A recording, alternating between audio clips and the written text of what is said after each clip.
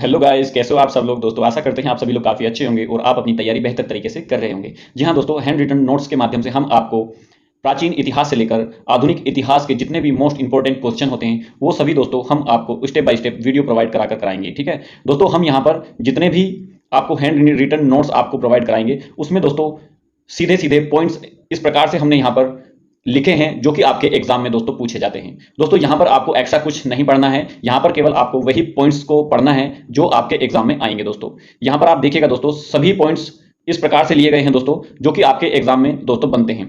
दोस्तों प्राचीन इतिहास से लेकर आधुनिक इतिहास, भारत का आधुनिक इतिहास दोस्तों आप सभी लोग जानते हैं कि किस प्रकार के क्वेश्चन इन टॉपिक से दोस्तों यहाँ पर बनते हैं। दोस्तों आप वीडियो के अंत तक बने रहिएगा, हम इस वीडियो में आपको लगभग 30 मिनट की वीडियो आपको प्रोवाइड कराएंगे दोस्तों, और इस 30 मिनट में आप ये देखिएगा दोस्तों हम कितने तरह के क्वेश्चन और कितने शॉर्ट तरीके से आपको यहाँ पर कराने वाले हैं। दोस्तों ये हैंड रिटन नोट्स हैं जिसमें काफी मेहनत होती है, आप सभी लोग जानते हैं।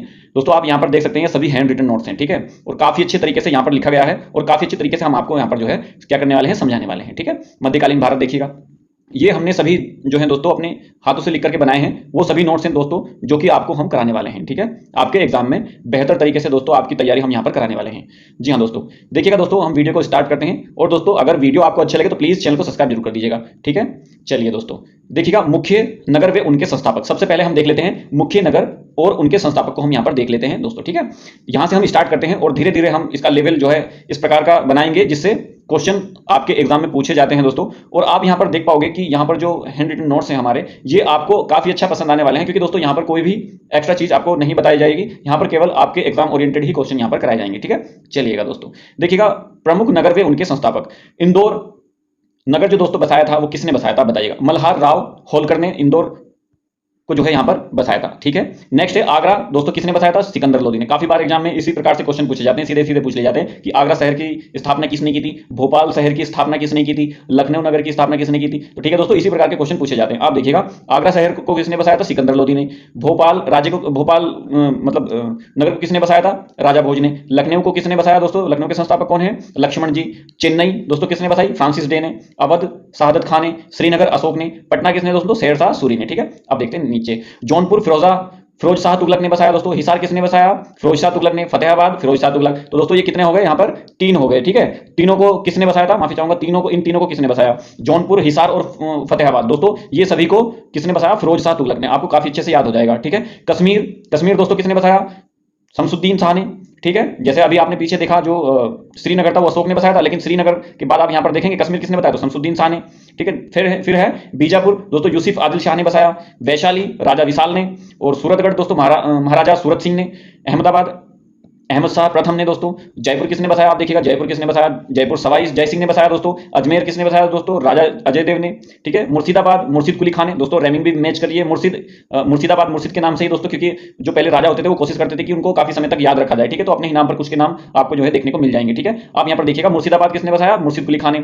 बीकानेर दोस्तों किसने बसाया, देखिए आपको यहाँ पर जो है राव बीक आ जाएगा। ठीक है, राइमिंग हो रही है ना दोस्तों, क्योंकि पहले के राजा क्या करते थे, अपने नाम के साथ ही थोड़ी सी राइमिंग जोड़ते थे जिससे कि वो उसके नाम को अच्छे से याद रख सके लोग। ठीक है, अब देखिएगा दोस्तों यहाँ पर खिज्र खान ने किसको बसाया दोस्तों, खिजराबाद। ठीक है, और फिर देखिएगा प्रतापगढ़ को प्रताप सिंह ने। ठीक है, प्रतापगढ़ किसने बसाया दोस्तों, प्रताप सिंह ने। अब देखिएगा यहाँ पर भी तो जो है इसको उसी तरीके से बनाया गया है। प्रताप राजा थे तो उन्होंने प्रतापगढ़ को बसा दिया।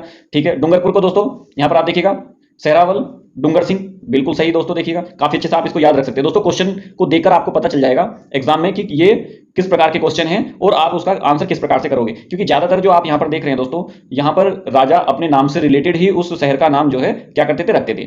शाहजहांपुर दोस्तों राजा जनमेजय ने दोस्तों यहाँ पर शाहजहांपुर का जो निर्माण कराया। गंगा नहर दोस्तों आप यहाँ पर देख सकते हैं, गंगानगर श्री गंगा सिंह ने। ठीक है, अगर आपसे पूछा जाता है गंगानगर किसने बसाया, तो दोस्तों श्री गंगा सिंह ने। ठीक है, राजगृह दोस्तों किसने बसाया, बिंबिसार ने।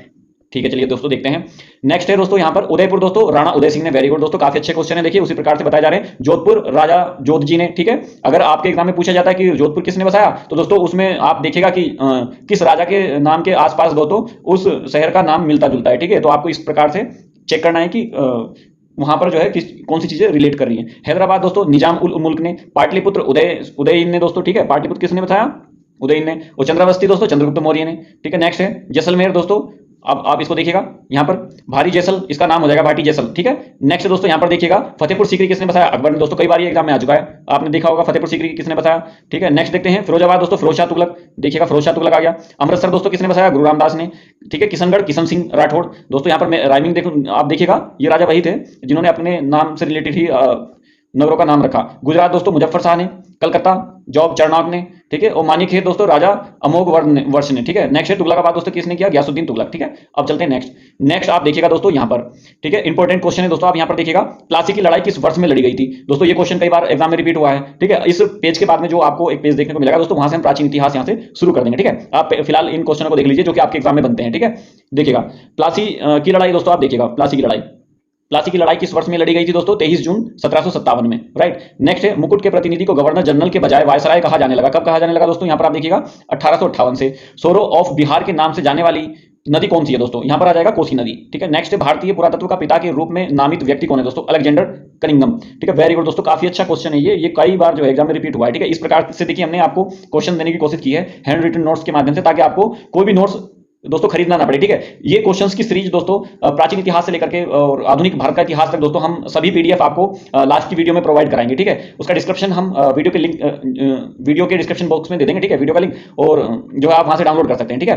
पीडीएफ का लिंक हम आपको प्रोवाइड करा देंगे। भारत में पहली जनसंख्या जनगणना किस वर्ष में की गई थी दोस्तों? आप बताइएगा। 1872 में की गई थी, ठीक है। अल्पसंख्यक के अधिकारों की स्थापना और गारंटी देने के लिए शैक्षणिक संस्थान का प्रशासन है दोस्तों, ये किस अनुच्छेद में? ये अनुच्छेद दोस्तों 30 हो जाएगा। विशेष थ्योरी ऑफ रिलेटिविटी को प्रस्तावित किया गया था दोस्तों 1905 में। किस तापमान पर सेल्सियस और फ़ारेनहाइट समान ताप दिखाते हैं दोस्तों? 40 डिग्री हो जाएगा यहाँ पर 40, ठीक है। भारत के पहले निजी व्यक्ति का नाम बताइए जिसे केंद्र सरकार द्वारा जड़ सुरक्षा कवच दिया गया था? मुकेश अंबानी, दोस्तों काफी अच्छा क्वेश्चन है। पहली आधार नंबर धारक रंजना सदाशिव सोनवने किस राज्य की हैं दोस्तों? महाराष्ट्र की हैं। भारतीय संवैधानिक दिवस का मनाया जाता है 26 नवंबर। एसबीआई के चेयरमैन कौन है दोस्तों? ये उस समय का क्वेश्चन है जब आप ये देखिएगा हैंड इस नोट्स को बनाया गया था 2019 में, ठीक है। अब तो कोई और होंगे, ठीक है दोस्तों। अब यहाँ पर देखिएगा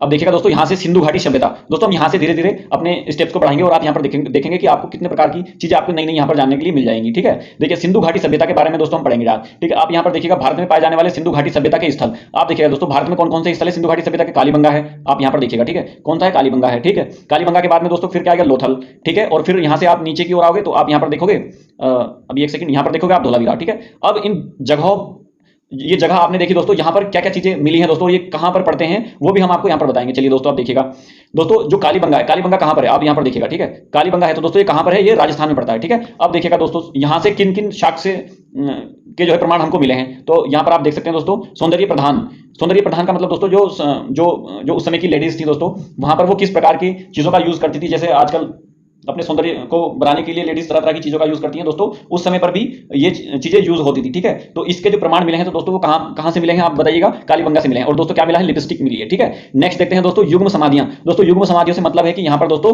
दो लोगों को मिलाकर या दो से अधिक लोगों को मिलाकर के यहाँ पर समाधियां यानी कि उनको दफनाया गया है, ठीक है। जुते हुए खेत भी दोस्तों, जुते हुए खेत का साक्ष्य कहां से मिला है? कालीबंगा से मिला है, ठीक है। काले रंग की चूड़ियां, दोस्तों काफी बार एग्जाम में आपसे पूछा जाता है कि काले रंग की जो चूड़ियां हैं या फिर चूड़ियों के साक्ष्य कहां से मिले हैं, तो दोस्तों वो क्या हो जाएगा? इसका राइट आंसर कालीबंगा से हो जाएंगे, ठीक है।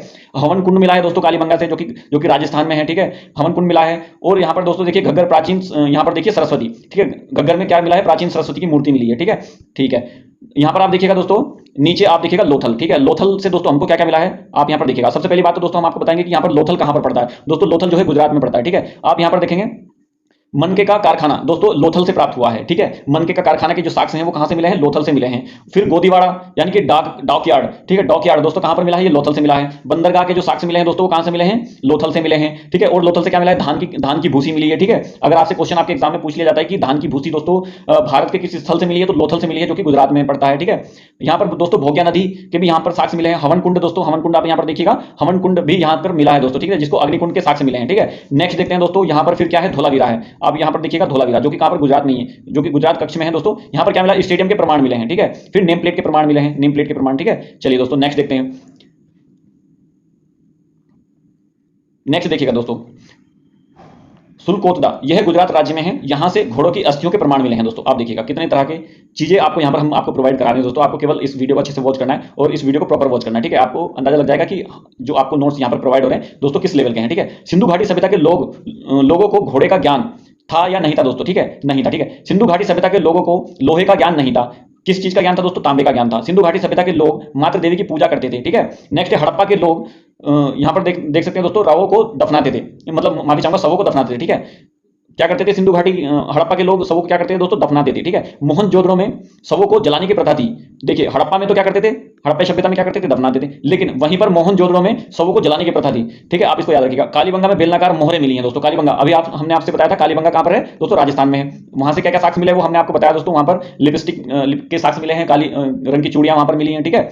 ठीक है दोस्तों, काफी चीजें मिली थी, वो चीज आपको हमने बताई है, ठीक है। सिंधु घाटी सभ्यता में सर्वाधिक मोहरें चकोर होती थी दोस्तों। सिंधु घाटी सभ्यता में मोहरें कैसी होती थी? चकोर होती थी। लोथल से दोस्तों, आप यहां पर देखिएगा, लोथल से फारस की मुद्रा मिली है दोस्तों, ठीक है। लोथल से क्या की मुद्रा मिली है? फारस की। नेक्स्ट देखते हैं, मोहनजोदड़ो के मकान पक्की ईंटों के बने होते थे, ठीक है दोस्तों। यहां पर देखिएगा, मोहनजोदड़ो के जो मकान थे वो पक्की ईंटों के बने होते थे, जबकि कालीबंगा के मकान कच्ची ईंटों के बने होते थे। आप यहां पर देखिएगा, कालीबंगा दोस्तों अभी आपसे बताया है, कालीबंगा कहां पर पड़ता है? राजस्थान में पड़ता है, ठीक है। तो वहां पर जो ईंटों के साक्ष्य मिले वो कच्ची ईंटों के मिले हैं दोस्तों। क्वेश्चन आपसे पूछ लिया जाता है कि पक्की ईंटों के साक्ष्य जो है कहां से मिले हैं, तो मोहनजोदड़ो से मिले हैं, ठीक है। नेक्स्ट, कालीबंगा के मकानों में किस प्रकार की ईंटों का यूज होता है? तो कच्ची ईंटों का यूज होता था, ठीक है। उत्तर प्रदेश में कौशाम्बी जिला में दोस्तों, आप यहां पर देखिएगा, कौशाम्बी जिला में क्या मिला है? देखिएगा यहां पर देखिएगा, कोलद्रिहवा नामक स्थान दोस्तों से क्या क्या चीज के साथ मिले हैं? चावल के प्रमाण मिले हैं, ठीक है। कोलद्रिहवा स्थान मिला है जिससे चावल के स्थान मिले हैं, ठीक है। नेक्स्ट, सिंधु घाटी की सभ्यता की भाषा चित्रात्मक थी जिसे पढ़ा नहीं जा सकता है। सिंधु घाटी सभ्यता की लिपि भी अज्ञात है, ठीक है दोस्तों। अब बताइएगा, सिंधु घाटी की जो लिपि है दोस्तों, अगर आपसे पूछा जाता है कि सिंधु घाटी में जो लिपि का बोध हुआ है तो दोस्तों वो किस प्रकार की लिपि है, तो दोस्तों ये अज्ञात रहा है, अभी तक इस लिपि का पता नहीं चल पाया है, ठीक है। और सिंधु घाटी सभ्यता की भाषा किस प्रकार की थी? चित्रात्मक थी, ठीक है दोस्तों, जिसको अभी पढ़ा नहीं जा सका है, ठीक है। नेक्स्ट देखते हैं दोस्तों, इतिहास, ठीक है। अब हम इतिहास को लेकर यहां पर चलता है, ठीक है। इतिहास, अतीत की घटनाओं का क्रमबद्ध अध्ययन करना इतिहास कहलाता है, ठीक है। अब यहां पर देखिएगा, इतिहास के बारे में अब हम पढ़ेंगे, ठीक है। और उससे रिलेटेड जो भी टॉपिक हैं दोस्तों, वो सभी हम जो है स्टेप बाय स्टेप आपको कवर कराने वाले हैं, ठीक है। अब यहां पर देखिएगा, इतिहास की घटनाओं का क्रमबद्ध अध्ययन इतिहास कहलाता है, बिल्कुल ठीक है। इतिहास का पिता हेरोडोटस को कहा जाता है दोस्तों। काफी बार एग्जाम में पूछा जा चुका है कि इतिहास का पिता किसको कहा जाता है, तो दोस्तों ये क्वेश्चन भी आपका यहां से क्लियर हो गया आज कि इतिहास का पिता जो किसको कहा जाता है? हेरोडोटस को कहा जाता है। ज्यादा पढ़ने की जरूरत ही नहीं है दोस्तों, मेन पॉइंट्स हम आपको यहां पर बताने वाले हैं जो कि एग्जाम से रिलेटेड है दोस्तों। इसी प्रकार के क्वेश्चन हमेशा एग्जाम से पूछे जाते हैं, वो सभी पॉइंट्स हमने इस जो है नोट्स के माध्यम से हम आपको प्रोवाइड कराने की कोशिश की है। प्रागैतिहासिक काल दोस्तों, ठीक है। अब यहां पर देखिए, इतिहास को 3 खंडों में बांटा गया है। कौन कौन से खंडों में बांटा गया है दोस्तों? ठीक है, वो हम अभी आपको बताएंगे। इतिहास को कितने खंडों में बांटा गया है? 3 खंडों में। और पहला खंड कौन सा है दोस्तों? प्रागैतिहासिक काल, ठीक है। दूसरा दोस्तों क्या हो जाएगा? आगे ऐतिहासिक काल। नेक्स्ट जो थर्ड है दोस्तों, ऐतिहासिक काल, ठीक है। अब हम दोस्तों यहां पर देखेंगे, भारतीय इतिहास को 3 भागों में बांटा गया है। वैसे तो आप यहां पर देख रहे होंगे कि यहां पर सभी को 3 भागों में बांटा गया है, ठीक है। इतिहास को 3 भागों में बांटा गया, प्रागैतिहासिक या फिर आद्य ऐतिहासिक या फिर ऐतिहासिक काल, ठीक है। लेकिन भारतीय इतिहास को भी यहां पर 3 भागों में बांटा गया है। कौन कौन से भाग है दोस्तों? यहां पर दिखाएंगे।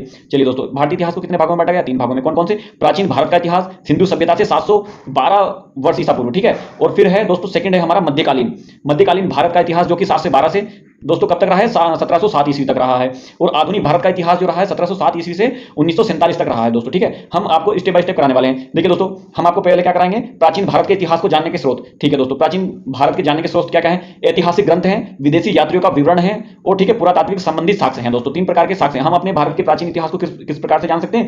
यहां पर दिखाया गया है दोस्तों, ऐतिहासिक ग्रंथों से जान सकते हैं या फिर विदेशी यात्रियों के विवरण से जान सकते हैं, ठीक है। जो कि प्राचीन भारत में जब आप देखेंगे दोस्तों, समय समय पर जो है विदेशी यात्रियों ने हमारे भारत में जो है आवागमन किया है, तो उनके द्वारा जो भी पुस्तकें लिखी गई हैं दोस्तों, उनसे हमें साक्ष्य मिलते हैं, ठीक है। अब यहाँ पर देखिएगा ऐतिहासिक ग्रंथ दोस्तों। अब ऐतिहासिक ग्रंथ में हमें कौन कौन से ग्रंथ ऐसे हैं जिससे हमें प्राचीन इतिहास का ज्ञान हो सकता है, धार्मिक ज्ञान का हो सकता है, ठीक है। और धर्मोत्तर यहाँ पर साहित्य आप देख सकते हैं, तो इसके बारे में हम पढ़ेंगे दोस्तों। अब यहाँ पर देखिएगा दोस्तों, जो हमारे ऐतिहासिक ग्रंथ हैं, ठीक है, ऐतिहासिक ग्रंथ कौन कौन से हैं दोस्तों, ठीक है। धार्मिक हो सकते हैं और धर्मोत्तर साहित्य हो सकते हैं, ठीक है। अब इसमें भी दोस्तों यहाँ पर आपको 2 शाखाएं देखने को मिल जाएगी, एक धार्मिक साहित्य और एक यहाँ पर धर्मोत्तर साहित्य। धार्मिक साहित्य में दोस्तों आप कौन कौन सी चीजें आ सकती हैं? यहाँ पर आप देखिएगा दोस्तों, वेद आ सकते हैं, ब्राह्मण आ सकते हैं, अरण्यक आ सकते हैं, उपनिषद आ सकते हैं, वेदांग, दर्शन, स्मृतियां, महाकाव्य, पुराण, बौद्ध साहित्य और जैन साहित्य, ये सभी प्रकार के आपको यहाँ पर देखने को मिल जाएंगे, ठीक है। इन सभी में दोस्तों हमारे भारत का क्या किया है? जगह जगह पर वर्णन हुआ है इन सभी धार्मिक साहित्यों में, ठीक है। नेक्स्ट धर्मोत्तर साहित्य दोस्तों। धर्मोत्तर साहित्य की अगर हम बात करें तो आप यहाँ पर जो देखने को मिल जाएगा क्या? धर्मोत्तर साहित्य जो जैसे दोस्तों अर्थशास्त्र को किसने लिखा था? अर्थशास्त्र चाणक्य के द्वारा लिखा गया था दोस्तों। उसी प्रकार से जो मुद्रा राक्षस है, ठीक है, ये किसके द्वारा लिखा गया है? ये विशाखादत्त के द्वारा लिखा गया है दोस्तों। इस प्रकार के भी क्वेश्चन आपको जो है देखने को मिले होंगे आपके एग्जाम में कि अर्थशास्त्र दोस्तों किसकी रचना है, किसने लिखा है, मुद्रा राक्षस को किसने लिखा है, या यहाँ पर देखिए मालविकाग्नि मित्रम दोस्तों कालिदास के द्वारा लिखा गया है, अष्टाध्यायी दोस्तों पाणिनि के द्वारा लिखा गया है, राजतरंगिणी कल्हणी के द्वारा लिखा गया है, और फिर यहाँ पर लिखा गया दोस्तों मृग कच्छिटकम, ठीक है, मृगच्छ कटिकम, माफी चाहूंगा दोस्तों, ये थोड़ा प्रोनाउंसिएशन की प्रॉब्लम है, मृच्छकटिकम, माफी चाहूंगा, मृच्छकटिकम दोस्तों, ठीक है, ये शूद्रक के द्वारा लिखा गया है, ठीक है। अब देखिएगा इन सभी से क्या होता है दोस्तों, हमारे प्राचीन भारत के इतिहास का पता चलता है। ठीक है, हमारा जो भारत है वो प्राचीन समय में किस प्रकार का था और किस प्रकार के लोग निवास करते थे। ठीक है, नेक्स्ट देखते हैं दोस्तों। ठीक है, नेक्स्ट देखेंगे दोस्तों यहाँ पर विदेशी, नेक्स्ट है दोस्तों यहाँ पर आप देखिएगा विदेशी यात्रियों का विवरण। ठीक है, विदेशी यात्रियों का विवरण, विदेशी यात्रियों के विवरण में आप हम देखेंगे दोस्तों किस देश से कौन कौन से यात्री हमारे देश में आए दोस्तों। ठीक है, तो सबसे पहले आप यहाँ पर देख सकते हैं दोस्तों, पहले रोमन, जिनको यूनानी भी बोला जाता था। ठीक है, वहां से टेसियस, ठीक है, फिर हेरोडोटस, फिर प्लिनी, फिर टोलमी, फिर डाइमेकस। ठीक है, और चीनी यात्री आप देखिए फायांग, हैंसांग, इसिंग, फिर क्या आया दोस्तों युसुगुन। अरबी दोस्तों आए अलबरूनी, फिरदौसी। फिर इनके दोस्तों आप यहां पर देखिएगा अन्य लेखक अमीर खुसरो। अलबरूनी के क्या है, अमीर खुसरो है, अबुल फजल है, जियासुद्दीन बरनी है, ठीक है, और गुलबदन बेगम है। ठीक है, नेक्स्ट देखते हैं दोस्तों पुरातात्विक संबंधी साक्ष्य। दोस्तों पुरातात्विक जो संबंधित साक्ष्य हैं आप इसके बारे में भी जानेंगे। शिलालेख, ठीक है, या फिर इसको कह सकते हैं अभिलेख। ठीक है, सिक्के, मूर्तिकला, चित्रकला, भवन निर्माण, मंदिरों का निर्माण व कला। ठीक है, पुरातात्विक जो संबंधित साक्ष्य हैं दोस्तों इनसे भी हमें जानकारी मिलती है कि प्राचीन भारत में हमारे यहाँ पर लोग बाग जो है दोस्तों उस समय के राजा किस प्रकार की मूर्तियां या किस प्रकार के सिक्कों का प्रचलन था दोस्तों, वो किस प्रकार की जो है दोस्तों रुचि रखते थे, किस स्किल में उनकी रुचि होती थी, वो दोस्तों आपको यहाँ पर जो है देखने को मिलेगी कि वो कुछ लोग ऐसे हुए जिन्होंने भवनों का निर्माण कराया, मंदिरों का निर्माण कराया, जिसने दोस्तों चित्रकला के क्षेत्र में अच्छा योगदान दिया, चित्रकला के काफी प्रेमी रहे हैं कुछ लोग दोस्तों, काफी अच्छे तरीके के उन्होंने कई तरीकों के सिक्के चलाए हैं दोस्तों, शिलालेख लिखवाए हैं। ठीक है, इनसे भी क्या होता है दोस्तों हम साक्ष्य मिलते हैं। नेक्स्ट देखते हैं दोस्तों वेद। ठीक है दोस्तों, वेद की अगर हम बात करें यहाँ पर हमारे वेदों के बारे में अगर हमें जानना है तो दोस्तों कई प्रकार के क्वेश्चन हमारे एग्जाम में देखने को मिलते हैं। तो कौन कौन से एग्जाम में क्वेश्चन देखने को मिलते हैं दोस्तों, आप यहाँ पर देखिएगा वेदों के रचयिता महर्षि, यहाँ पर कृष्ण देवयान वेदव्यास महर्षि वेदव्यास हैं। ठीक है, वेद का अर्थ है ज्ञान या अध्यात्म। वेद की संख्या कितनी है दोस्तों, काफी बार एग्जाम में पूछा गया वेदों की संख्या कितनी है। तो दोस्तों आप यहाँ पर देख रहे होंगे वेदों की संख्या कितनी है, 4 संख्या यहाँ पर बताई गई है। कौन कौन से वेद हैं दोस्तों, ऋग्वेद, सामवेद, यजुर्वेद और अथर्ववेद। दोस्तों इन तीनों वेदों को संयुक्त रूप से वेद यात्री कहा जाता है। ठीक है, नेक्स्ट देखते हैं दोस्तों ऋग्वेद। अब ऋग्वेद यह सबसे प्राचीन ग्रंथ है दोस्तों। क्वेश्चन आता है दोस्तों इन चारों वेदों का नाम दे देगा दोस्तों और पूछेगा कि निम्न में से कौन सबसे प्राचीन वेद है। तो दोस्तों आपको क्या बताना है, ऋग्वेद क्या है दोस्तों, सबसे प्राचीन वेद है, यह सबसे प्राचीन वेद है। और दोस्तों इसमें 10 मंडल तथा 100 यानी कि 1028 श्लोक या फिर सूक्ति हैं। ठीक है, ठीक है, नेक्स्ट है दोस्तों यहाँ पर आप देखिएगा आपको देखने को मिलेगा पहला वे 10वां मंडल अंत में जोड़ा गया। दोस्तों टोटल कितने मंडल हैं इसमें, 10 मंडल हैं ऋग्वेद में। पहला और 10वां मंडल क्या जोड़ा गया, बाद में जोड़ा गया। काफी महत्वपूर्ण पॉइंट है दोस्तों, आपको क्या करना है, इसको याद रखना है। पहला और 10वां जो मंडल है वो बाद में इसको जोड़ा गया है। ठीक है, दूसरे मंडल से 7वें मंडल को ऋषि मंडल या गोत्र मंडल या वंश मंडल भी कहते हैं। ठीक है, कब से, 2 से, ठीक है, 2 से 7वें तक के लिए। ठीक है, नीचे देखेंगे 10वें मंडल में पुरुषसूक्त का उल्लेख मिलता है, पुरुष सूक्तों की संख्या 4 होती है। ठीक है, फिर नीचे दोस्तों आप यहां पर देखेंगे ऋग्वेद का पाठ करने वाले को होत या फिर होता कहते हैं, रोत्र, ठीक है, या फिर होता कहते हैं। काफी बार एग्जाम में रिपीट हुआ है, ऋग्वेद का पाठ करने वाले व्यक्ति को क्या कहते हैं। काफी अच्छा इंपॉर्टेंट पॉइंट है, इसको क्या करना है, याद रखना है। इसको होता भी बोलते हैं या फिर होत्र भी इसको बोलते हैं। ठीक है, नेक्स्ट देखेंगे दोस्तों फिर है सामवेद। सामवेद दोस्तों भारतीय संगीत का जनक सामवेद को कहते हैं। क्वेश्चन आता है दोस्तों चारों वेदों का नाम दे देगा और पूछेगा कि निम्न में से कौन भारतीय संगीत का जनक है। जनक मतलब दोस्तों किस वेद में जो है संगीत की पुष्टि होती है या फिर उसमें संगीत किस वेद से संबंधित है। ठीक है, तो आपको याद रखना है सामवेद। ठीक है, सामवेद का गान करने वाले व्यक्ति को उद्गाता कहते हैं। ठीक है, सामवेद के व्यक्ति को सामवेद का गान करने वाले व्यक्ति को क्या कहते हैं, उद्गाता कहते हैं। दोस्तों आप यहाँ पर देखिएगा संगीत यानी कि यहाँ पर से वर्ड आ रहा है, यहाँ पर भी से वर्ड आ रहा है। आपको क्या करना है, इसको थोड़ा सा मैच करके देखना है। ठीक है, संगीत स से हो जाएगा। ठीक है, यजुर्वेद, यजुर्वेद आप देखिएगा दोस्तों इसमें यज्ञों तथा कर्मकांडों की दीक्षा दी जाती है। इसमें क्या होता है दोस्तों, कर्मकांडों तथा कर्मकांडों की शिक्षा दी जाती है, यज्ञ और कर्मकांड वगैरह। ठीक है, यह गद्य और पद दोनों में लिखा गया है। इंपॉर्टेंट पॉइंट है, इसको क्या करना है, याद रखना है, ये गद्य और पद दोनों में लिखा गया है जो यजुर्वेद है। ठीक है, इसका पाठ करने वाले व्यक्ति को क्या कहते हैं, याज्ञिक कहते हैं दोस्तों। ठीक है, याज्ञिक इसको बोला जाता है या फिर अर्धवायु भी इसको बोला जाता है। ठीक है, अथर्ववेद फिर दोस्तों 4वां जो वेद है हमारा यहाँ पर कौन सा है, अथर्ववेद है। अब देखिएगा इसमें तंत्र मंत्र, टोना टोटका, वशीकरण तथा औषधियों की शिक्षा दी जाती है। दोस्तों काफी बार एग्जाम में रिपीट हुआ है यहाँ पर कि तंत्र मंत्र का जो वेद है दोस्तों किसको बोला जाता है, अथर्ववेद को बोला जाता है या फिर यजुर्वेद को बोला जाता है। तो दोस्तों आप यहाँ पर याद रखिएगा कि यहाँ पर अथर्ववेद को क्या बोलते हैं, टोने टोटके का क्या बोलते हैं, इसको वेद बोला जाता है। ठीक है, चलिए दोस्तों नेक्स्ट देखते हैं। नेक्स्ट है दोस्तों यहाँ पर वेद और उनके ब्राह्मण। दोस्तों ऋग्वेद आप यहाँ पर देख सकते हैं दोस्तों, कौशिकी यहाँ पर इनके जो ब्राह्मण हैं, ऐतरेश इसको बोला जाता है। फिर सामवेद पंचलिस जिसको जेमिनीय बोला जाता है, यजुर्वेद संतपद और अथर्ववेद गोपद। ठीक है, इसके ब्राह्मण है। नेक्स्ट है अरण्यक। अरण्यक का अर्थ है दोस्तों जंगल और इसकी संख्या कितनी है, 7 है। दोस्तों पूछा जाता है अरण्यक की कितनी शाखाएं हैं। ठीक है, तो यहाँ पर आप बताएंगे मतलब संख्या है। ठीक है, तो आपको क्या बताना है, यहाँ पर 7 बताना है। ठीक है, अरण्यक की कितनी संख्या है, 7 है। फिर दोस्तों बाद में आ जाता है उपनिषद। तो दोस्तों उपनिषद के बारे में पूछ लिया जाता है कि आप बताइएगा कि उपनिषद का अर्थ है समीप बैठना और उपनिषदों की संख्या कितनी है। दोस्तों यहाँ पर आप देख रहे होंगे 108 है। ठीक है, फिर है दोस्तों वेदांग। आपको वेदांग के बारे में पता होना चाहिए। वेदांग वेदों के अर्थ को समझने में सहायक होते हैं। ठीक है, इसकी संख्या कितनी है दोस्तों, 6 है। शिक्षा, व्याकरण, कल्प, निरक्त छंद ज्योतिषी। दोस्तों ये क्या है, इसकी संख्या कितनी है, 6 है। और 6 में क्या क्या है दोस्तों, शिक्षा, व्याकरण, कल्प और निरक्त छंद और फिर ज्योतिष। ठीक है, नेक्स्ट है दर्शन। दोस्तों दर्शनों की संख्या कितनी है, ये भी 6 है। दोस्तों दर्शन कौन कौन से हैं, सारण्य हो जाएगा जिसके प्रवर्तक कौन है, कपिल है। योग हो जाएगा जिसके प्रवर्तक कौन है, पतंजलि है। न्याय हो जाएगा गौतम। ठीक है, और वैश्विक हो जाएगा दोस्तों ऋषि कणाद। और पूर्ण मीमांसा दोस्तों जैमिनी। उत्तर मीमांसा दोस्तों यहाँ पर हो जाएगा बद्र नारायण या फिर व्यास जी। ठीक है दोस्तों, स्मृति के बारे में भी आपसे क्या होता है, पूछा जाता है। ठीक है, स्मृति के बारे में पूछा जाता है। फिर महाकाव्य आपको देखना पड़ेगा। ठीक है, तो आपको क्या करना है, इसको इसी प्रकार से याद रखना है। स्मृतियां की संख्या कितनी है दोस्तों, 24 है। ठीक है, सबसे प्राचीन स्मृति दोस्तों किसकी होती है, ये मनुस्मृति है। ठीक है, मनुस्मृति को सबसे प्राचीन स्मृति बोला जाता है। ठीक है, इसके रचनाकार मनु है। ठीक है, इसका रचनाकार भी पूछ लिया जाता है। अब आप देखिएगा दोस्तों यहाँ पर महाकाव्य। दोस्तों महाकाव्य 2 है, कौन कौन से दोस्तों, रामायण और महाभारत। ठीक है, रामायण पूछ लिया जाता है किसके द्वारा लिखित है दोस्तों, महर्षि वाल्मीकि के द्वारा। और जो महाभारत है दोस्तों यहाँ पर हो जाएगा वेद व्यास के द्वारा। ठीक है, कई बार जो है आपका इस प्रकार का क्वेश्चन आपके एग्जाम में देखने को मिला है। अब रामायण के रचयिता दोस्तों महर्षि वाल्मीकि हैं। ठीक है, रामायण में 7 कांड है दोस्तों। रामायण में कितने कांड है, 7 कांड है। अब दोस्तों पूछ लिया जाता है कि कौन कौन से कांड है रामायण में। ठीक है, तो आपको वो भी जानना जरूरी है। तो आप यहाँ पर देख सकते हैं दोस्तों, बाल कांड है, अयोध्या कांड है, अरण्य कांड है या फिर किष्किंधा कांड है।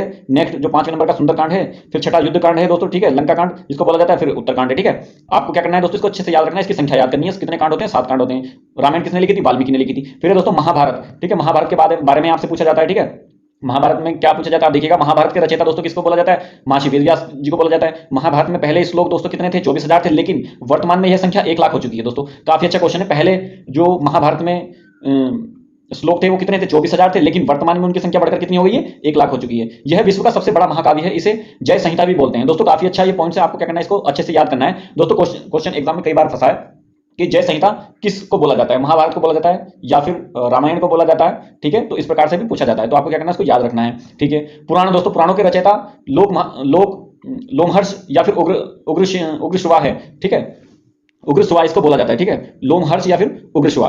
ठीक है, पुराणों की संख्या कितनी है आप बताइएगा, पुराणों की संख्या कितनी हो सकती है, 8 संख्या है। ठीक है, पुराण पूछ लिए जाते हैं, पुराण कितने हैं, 8 पुराण, 18 पुराण। ठीक है, नेक्स्ट सबसे प्राचीन पुराण दोस्तों कौन सा है, मत्स्य पुराण। काफी बार एग्जाम में रिपीट हुआ है। जिस प्रकार से वेद पूछ लिया जाता है कि सबसे पुराना वेद कौन सा है, उसी प्रकार से दोस्तों यहाँ पर पुराण भी पूछ ली जाती है कि सबसे पुरानी जो पुराण है वो कौन सी है। तो दोस्तों ये मत्स्य पुराण हो जाएगी। सातवाहन वंश की जानकारी दोस्तों इसी पुराण से मिलती है।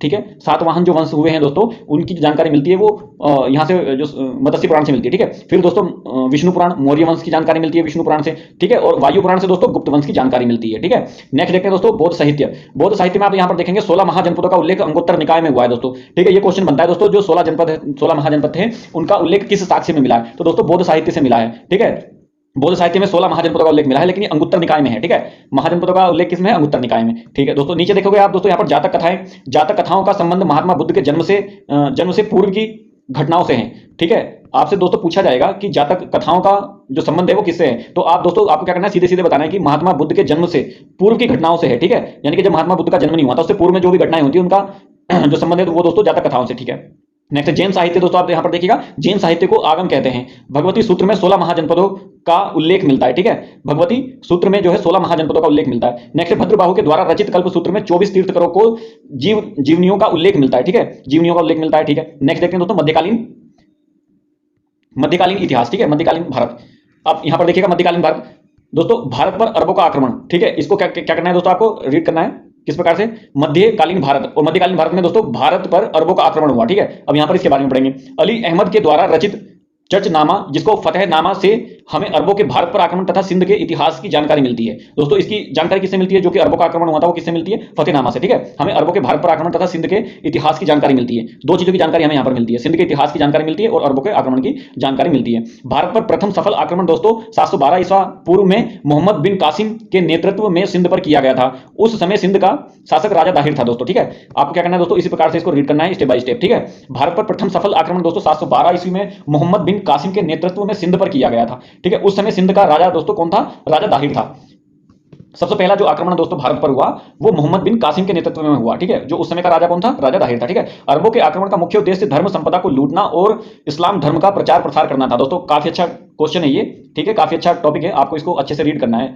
ठीक है ना, अच्छे से रीड करना है दोस्तों। ठीक है, नेक्स्ट देखते हैं दोस्तों, यहाँ पर आप देखिएगा भारत पर तुर्क आक्रमण। दोस्तों भारत पर तुर्क आक्रमण के बारे में आपको यहाँ से जानकारी मिलेगी, आप यहाँ पर देखिएगा। ठीक है, इसको अच्छे से रीड कीजिएगा। ठीक है, भारत आने वाला पहला तुर्क व्यक्ति कौन था दोस्तों। ठीक है, आप यहां पर देखिएगा महमूद गजनवी। दोस्तों महमूद जो गजनवी था, आप यहां पर देख रहे होंगे, वो भारत में आने वाला पहला तुर्की व्यक्ति था, महमूद गजनवी। गजनी साम्राज्य का संस्थापक दोस्तों अल्पतगीन को बोला जाता है। ठीक है, कई बार क्वेश्चन आपका एग्जाम में रिपीट हुआ है ये कि अल्पतगीन को अल्पतगीन ने जो है किस साम्राज्य की स्थापना की थी? तो गजनी साम्राज्य की स्थापना की थी दोस्तों, ठीक है। अल्पतगीन का गुलाम कौन था दोस्तों? यहां पर आप देख सकते हैं सुबुक्तगीन था, ठीक है। और सुबुक्तगीन का पुत्र दोस्तों महमूद कौन था? गजनवी था। दोस्तों देखिएगा, आपको इस तरीके से ही इस जो है टॉपिक को पढ़ना है, ठीक है। ठीक, महमूद गजनवी ने भारत पर 17 बार आक्रमण किए थे दोस्तों। आपने ये कई बार सुना होगा दोस्तों कि महमूद गजनवी ने भारत पर कितनी बार आक्रमण किए थे? 17 बार आक्रमण किए थे। पहला आक्रमण दोस्तों 1001 में पंजाब के हिंदू शाही राजा जयपाल, और 16वां सबसे प्रसिद्ध आक्रमण दोस्तों 1025, जिसमें सोमनाथ के मंदिर, ठीक है, सोमनाथ के मंदिर में भारी लूट की थी इन्होंने। 17वां अंतिम, और जो 17वां इन्होंने आक्रमण किया था दोस्तों वो 1027 में दोस्तों किसके खिलाफ किया था? जाटों के खिलाफ किया था, ठीक है। नेक्स्ट है दोस्तों 1030 में महमूद गजनवी की मृत्यु हो गई थी। महमूद गजनवी को मूर्ति भंजक, ठीक है, इसने दोस्तों क्योंकि कई बार सोमनाथ के मंदिर पर कई बार जो है आक्रमण किया था, उसमें लूटपाट की थी और काफी मंदिरों को तोड़ा था, तो इसीलिए दोस्तों महमूद गजनवी को मूर्ति भंजक, ठीक है, और बुत सिकिन के नाम से भी जाना जाता है, ठीक है। बुत सिकिन के नाम से भी इसको क्या किया जाता है? जाना जाता है, ठीक है। नेक्स्ट देखते हैं दोस्तों, यहां पर आप देखिएगा महमूद गजनवी के समय में अलबरूनी और फिरदौसी भारत आए थे, ठीक है। महमूद गजनवी के ही समय में फिरदौसी और अलबरूनी दोस्तों भारत आए थे, ठीक है। अलबरूनी ने किताब उल हिंद तहकीक हिंद लिखी है दोस्तों। कौन कौन सी किताब लिखी है? यहां पर लिखी है किताब उल हिंद और तहकीक हिंद, ठीक है। इन दो किताबों को उसने किसने लिखा है? अलबरूनी ने लिखा है, ठीक है। फिरदौसी ने शाहनामा अरब या महाभारत लिखा है, ठीक है। अब दोस्तों महाभारत का जो किसमें अनुवाद किया है? शाहनामा, जो फिरदौसी ने शाहनामा अरब का महाभारत लिखा है, ठीक है। नेक्स्ट दोस्तों आप देखिएगा भारत पर तुर्क मुस्लिम साम्राज्य की स्थापना। भारत पर तुर्क मुस्लिम साम्राज्य की स्थापना आप देखेंगे, भारत पर तुर्क मुस्लिम साम्राज्य की स्थापना मोहम्मद गोरी ने की थी, ठीक है। भारत पर क्या किया था? जो मुस्लिम साम्राज्य की स्थापना किसने की थी? मोहम्मद गोरी ने की थी, ठीक है। पहला आक्रमण इसने कब किया था? 1175 में किया था, मुल्तान एवं सिंध के साथ, ठीक है। दूसरा आक्रमण किया था 1178 में, यहां पर किया था पट्टन भीम सेकंड, और यहां पर किया था दोस्तों मूलराज, ठीक है। मूलराज थे यहां पर जो थे, और कौन थे दोस्तों? यहां पर आप यहां पर देखिएगा प्रिय विजयी, ठीक है। चलिए अब नीचे और देखते हैं दोस्तों, यहां पर आप देखिएगा तराइन के युद्ध, ठीक है। तराइन के युद्ध देखते हैं दोस्तों, हारा कौन था दोस्तों? यहां पर देखिए मोहम्मद गोरी हारा था, ठीक है। नेक्स्ट है दोस्तों यहां पर आप देखिए तराइन का युद्ध। तराइन के युद्ध से दोस्तों यहां पर बताएंगे 1191 में दोस्तों तराइन का प्रथम युद्ध हुआ, जिसमें मोहम्मद गोरी और पृथ्वीराज चौहान के बीच में हुआ, ठीक है। कई बार क्वेश्चन रिपीट हुआ है एग्जाम में, कई बार देखने को मिला भी है कि 1191 में तराइन का युद्ध हुआ दोस्तों, ठीक है। वो किन किन के बीच में हुआ था, या फिर ऐसे पूछ लिया जाता है कि मोहम्मद गोरी और पृथ्वीराज चौहान के बीच में जो प्रथम युद्ध हुआ था वो कौन से सन में हुआ था दोस्तों। इसका क्या क्या किया जाता है? सन भी पूछ लिया जाता है, ठीक है। सेकंड जो हुआ दोस्तों यहाँ पर 92 में हुआ, 1192 में तराइन का द्वितीय विश्व युद्ध, वो मोहम्मद गोरी और पृथ्वीराज चौहान के बीच में ही हुआ दोस्तों, ठीक है। नेक्स्ट दोस्तों फिर 1194 में हुआ दोस्तों, किस किस के बीच में हुआ? चंदावर का युद्ध, ठीक है। चंदावर का युद्ध हुआ जिसमें मोहम्मद गोरी और कन्नौज के राजा जयचंद के साथ में हुआ, ठीक। नेक्स्ट है दोस्तों मोहम्मद गोरी ने सिक्कों पर लक्ष्मी जी की आकृति बनवाई थी। नेक्स्ट देखते हैं दोस्तों दिल्ली सल्तनत 1206 ईस्वी से 1526, ठीक है, यानी कि 320 वर्षों का जो है हमें क्या करना है? इतिहास पढ़ना है, ठीक है। अब दोस्तों हम इसको क्या करेंगे? नेक्स्ट वीडियो में आपको बताएंगे। आप बताइएगा दोस्तों कि आपको ये वीडियो कैसी लगी। अगर आपको ये वीडियो कंटिन्यूअसली चाहिए, ठीक है, तो आप अपनी राय वीडियो के कमेंट बॉक्स में जरूर दीजिएगा, ठीक है। और इस प्रकार की जानकारी, हैंड रिटन नोट्स आपको किस प्रकार के लगे, तो वो राय भी आप दोस्तों हमारे वीडियो के कमेंट बॉक्स में जरूर दीजिएगा। और दोस्तों प्लीज अगर आप हमारे चैनल पर नए हैं तो इस चैनल को सब्सक्राइब जरूर कर दीजिएगा, क्योंकि दोस्तों हम आप ही के लिए मेहनत करते हैं और आपका एक सब्सक्राइब दोस्तों हमें मोटिवेट करता है और भी अच्छी मेहनत करने के लिए, और भी अच्छा कंटेंट आप लोगों को प्रोवाइड कराने के लिए, जो कि आप अपने एग्जाम में दोस्तों सफल हों और एक अच्छी नौकरी आपके हाथ में हो, ठीक है। मिलते हैं दोस्तों नेक्स्ट वीडियो में। दिल्ली सल्तनत 1206 से 1526 यानी कि 320 वर्षों का इतिहास दोस्तों हम नेक्स्ट वीडियो में आपको पढ़ाएंगे, ठीक है। तब तक के लिए जय Hind, thank you so much, thank you for watching.